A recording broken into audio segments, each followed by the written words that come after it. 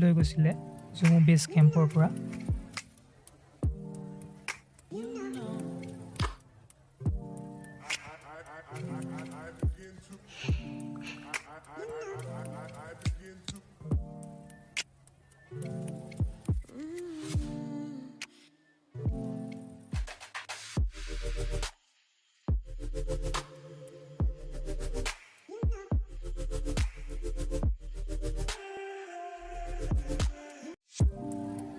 ভিডিঅ'টোত প্ৰথম পাৰ্টটো অকণ দীঘল হৈ যোৱাৰ বাবে ছেকেণ্ড পাৰ্টত আপোনালোকক দেখুৱাবলৈ চেষ্টা কৰিম পেহেলগামৰ পৰা কেনেকৈ অমৰনাথ গৈছিলোঁ।